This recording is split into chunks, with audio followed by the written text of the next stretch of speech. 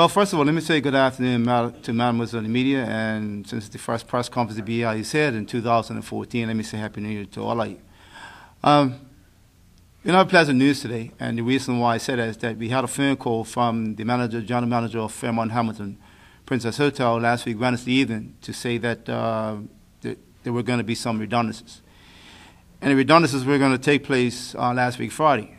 So he called me on Wednesday evening to say that there were going to be some redundancies. Naturally, I was a bit concerned because we do have a collective bargaining agreement with the HEB. We had not sat down and had any dialogue about a redundancy or layoff, so I was a bit perturbed, irritated to say the least. At the general manager to say that you are telling me it's now Wednesday evening, and on Friday we're going to be faced with 10 redundancies. So at that point in time, didn't want to hear any more about the problems that was going to be affected by it. So the next morning, I immediately called John Harvey, the executive director of the Bermuda Hotel Association, to let him know that we were concerned that the collective bargaining agreement has not been followed in respect to proper notice or having dialogue about potential redundancies or whatever have you. So then we had some more dialogue with the general manager on Friday. I advised him to put the redundancies on hold so at least we could sit down, have a conversation, because the workers that was going to be affected by this redundancy, we want to know who was going to do their work when they've been made redundant, because that job is still got to be performed by someone. So having said that, we did have a chance to meet today with the general manager, as well as Nelda Simons, who's the regional director for human resources for the Fairmont Group of Properties. And we had said to the general manager and Ms. Simons that we're concerned that the collective bargaining agreement was not followed, and apologizing. But people's lives were put in an unstable condition last week Friday, because they were told that their jobs no longer exist, and it's 10 jobs that's being affected. 5 of them are BIU jobs, 3 bar porters, 2 in-room dining captains, and as a result of that, what you see flanked on my left and right is members of the bar department, because we did have a meeting with them at 12 o'clock today, concerned about the overall situation that the hotel has now put us into, and naturally enough, we are very concerned about it. So much so that and I'll tell you that the 3 bar porters jobs who's been made redundant, it's expected that the bartenders now is going to do the bar porters' work. This decision has been made without any consultation whatsoever with the bartenders. How do you do this sort of thing in 2014, knowing full well that you want some people to pick up additional responsibilities and not even have a conversation with them about what needs to happen? So you know what would happen if I refuse to do the job right now? They're going to tell me I was suspended or fired. Fortunate enough, our members have a great deal of common sense. And one brother said, you know what? I'll do what I need to do for now till we have the BIU meeting today at lunchtime, and then we'll let them know what our position is after that. But that's what he did this morning. He went in, set up the bar, got it all ready for when he went to start the shift, and that's a conscientious worker. So I want to say to management, even though you're not following what the collective bargaining agreement says, our members are doing the right thing. So we're very concerned about the situation. We did have a meeting yesterday with Minister Fay, Minister of Home Affairs, who raised the question because apparently the hotel reached out to him on Friday evening, and naturally enough, they're concerned that you put 10 more Bermudians out of work at a time when people are in this country are really trying to find employment. Let me entertain any questions you might have. Mr. Furby. Yes. Not that you would be overly concerned, but how do you receive news today that even the general manager has been displaced?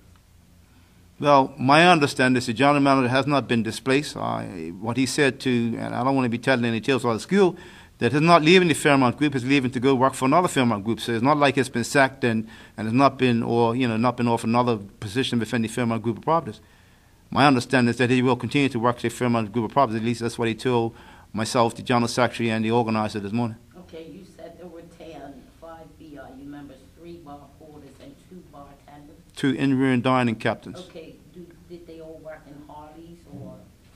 They work for the hotel in the food and beverage area. I'm just wondering, being an advocate and very familiar with, the prevalence or media attention given to the plight of young black males. I see old breadwinners here, but how's the union doing that? Well, Obviously their heads are also. Well, let me say this to you. And what we've said to the hotel today, and what we said indeed to the HEB team several months ago, for whatever reason, Fairmont Hamilton is the only hotel that's left in the island right now that has bar porters. For whatever reason, all the other hotels have got rid of the bar porters. Remember now, bar porters are future bartenders, right? So when we start doing these sort of things, we've got to know that, many years ago, that was a job for somebody to be able to, learn how to be a bartender. Right now, if the bartender goes to the bathroom, if he goes, has to go or urge an appointment or whatever, the bar porter fills in and does those kind of things. So if most of the people that work in the food and beverage now that are bartenders, at one time were bar porters. So now, as I said to the general manager today, I think now we need to get back to basic as to how we have people coming through the system to be bar porters and then be bartenders, because if we are not allowing bar porters to work anymore, then where are we going to get our future bartenders from? Are they going to tell me that? Because right now it's either a restricted category or it's a closed category, which is bartenders. So if we look at another 10 or 15 years down the road, we have no more bar porters. Where do we get our future bartenders from? Do they come from, if you can't get them from another establishment, do you now bring the bartenders in to work? That is a recipe for disaster. One final question. One could say that was the same thing that happened with the busboy program when it was taken off. But I'm just wondering, for these young men here today, they're unemployed or made redundant as of what, Friday? They were given a notice on Friday to say that they're given 4 weeks' pay in lieu of notice in accordance with the collective bargaining agreement. They were given documents to sign, and interesting enough, it was 3 bar porters. One had to sign yesterday, another one had to sign today, another one had to sign tomorrow. On the instructions from the BIU, nobody's signed and nobody's going to sign. So I'm just wondering, at a time when government is saying we want Bermudians back in hospitality, how are you feeling about aliens here? If I could have that comment done. Well, what we had said to the general manager this morning and Ms. Simons is that, we know work permits are up every year. In the month of January or December, January, and February, because work permits have got to be renewed. And we would have thought that the approach should have been taken that, you taking your point. You have a lot of young, able-bodied men here that have families or whatever, maybe, to offer them something first and sit down and have that conversation before the fact as opposed to after the fact. I think the hotel would have been a lot better steered than what they are now because, I want to say that for the past 3 or 4 months, the Greens have done a lot of good things for the hotel. They've got a lot of concessions from the government. So amidst everything positive that's been happening, now we've got this negative thing that jumps out at everybody, and it's not very pleasant. It's not pleasant. So as of this day, they're redundant. And they were made redundant as of Friday. So what happens now? What happens now is that we had a meeting with the bartenders as well as the bar porters today at noon. Before we met with them, we met with the general manager and now the Simons. We said some things to them. I'm not liberty to tell you what we told them. They're going to get back to us within 48 hours to see whether or not, some things can be worked out. And I can tell you that I did send a letter off to the general manager. He should have it in his hand by now, because the bartenders have said, you know what, sorry, but we're not going to be doing the porter's work, the bar porter's work. As of today, they're doing it. They've done it on Saturday. They've done it on Sunday. They've done it on Monday. They've done it today. But after today, that's it. They're not doing it. And that's all of the bartenders, all of them. You mentioned you had a word with Mr. Fay. Yes. What is his position on Well, naturally, I can't speak for the minister. I know that we did have a meeting yesterday. I'm not sure whether I can share with you some of the things that he said to us, the General Secretary and the other organizer that was in the meeting with me. I think that you need to go to the minister and ask him what he thinks about the situation where the Fairmont has now made 10 Bermudas redundant in this current economic climate when we're talking about finding jobs for Bermudians. What I meant was, did he sort of indicate to you that he would intercede on behalf of these young men? Well, all I can say to you is that I think that the hotel reached out to the minister on Friday. They played phone tag for a while, and Mr. Fay, the minister, did end up speaking to the general manager. They had a conversation on Sunday evening. And that's all I can tell you. I can't say anything more to you about that. You mentioned, Mr. Ferber, that some of the bar workers were refusing to carry out some tasks. Yeah. You see this escalating? Mr. Trott, I don't see it escalating. First of all, it's my job to be the bartender. It's not my job to get ice. It's not my job to, bring the stock out in order. That's the bar porter's function. That's what his job description is. So now what you're telling me now as a bartender, I have no choice. Not only got to do that, I have a choice. Everyone that has a job description is laid out exactly what you're supposed to do on a daily basis. If you want to change that job description, you should sit down and have a conversation with me, like a man or a woman, and say, here's what I need you to do now, and here's why I need you to do it. You don't just take the decision. Let me give you something that happened that's real. This weekend is Super Bowl weekend. Yeah? They made the bar porters redundant on Friday. Either yesterday or Sunday, that one of the rich bar porters working this weekend.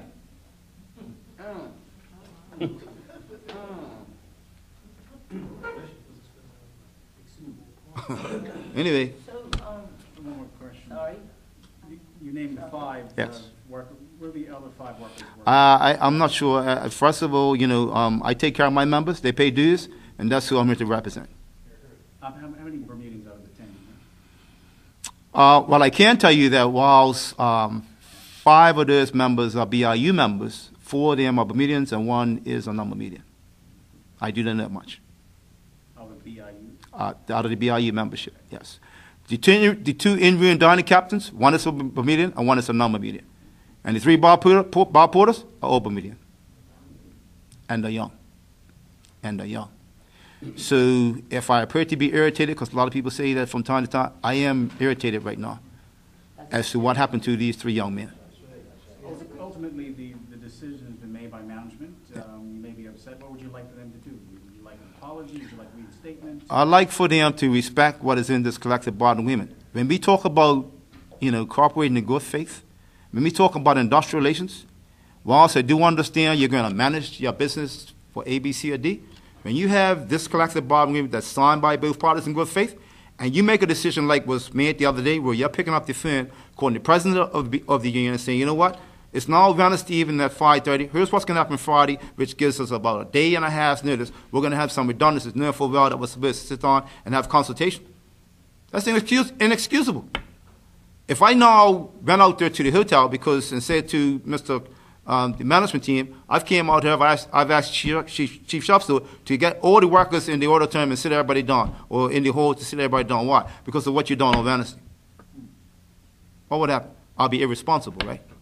But it's always seen like the BIU's being irresponsible, but when these kind of things happen with managers, you don't see that as being irresponsible. That was irresponsible for them to do that, Very irresponsible.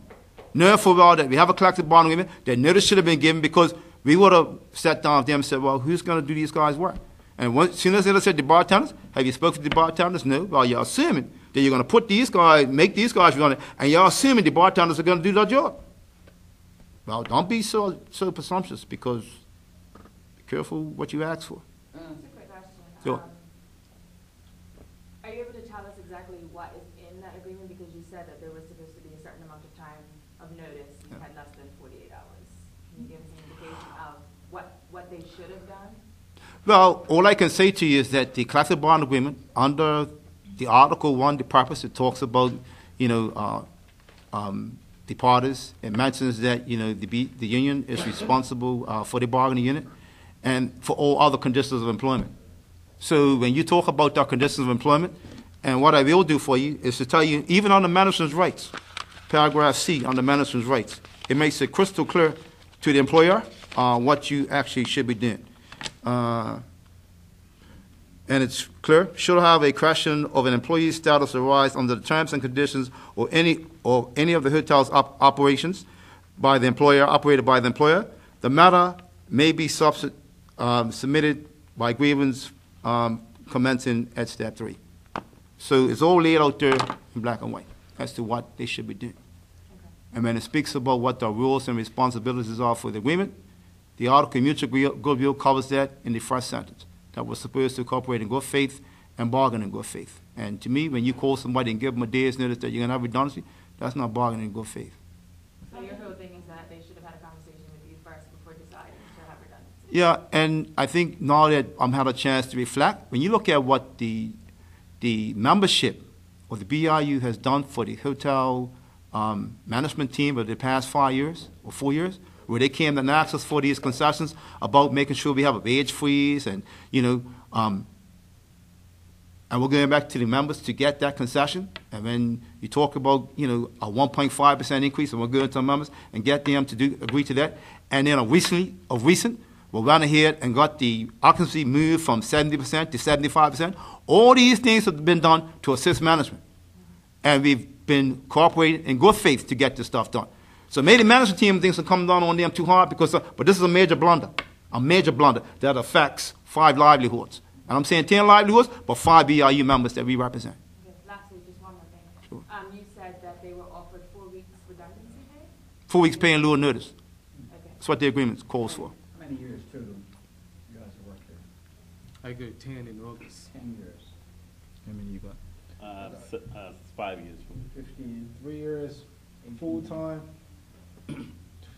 6 years. Just give them a number. I've been there for a long time. As a student, As a okay. student. 7. Okay.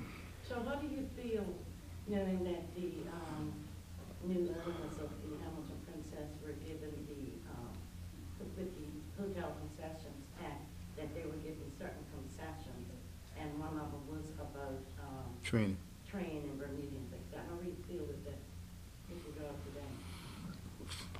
Well, I don't want to speak on behalf of the minister, but certainly, if you were given a concession, and that concession, when the government gives a concession to an employer, is given on behalf of the people of the country. And a lot of people don't look at it like that, but I can tell you now, if you're not paying any taxes, that's taxpayers' dollars that you're giving back to that employer. And as a result of that, they should be held accountable for it, right? So, and the mere fact that we have, in this current economic climate, where, if the other camp sell, we have 10 work permits that need to be renewed as of February. We won't renew them. We'd offer these people these 10 jobs over, then maybe we'll be having a different kind of conversation. But certainly the government needs to take a long, hard look at that, about whether or not the hotel has violated any terms and conditions of that agreement. They certainly need to look at that. It sort of flies in the face of this whole shared sacrifice. No. Okay, wouldn't you say? Well, all I would say to you is that if you had a chance to talk to the government workers that we represent, the hotel workers, and other people that we represent, the shared hasn't been so shared.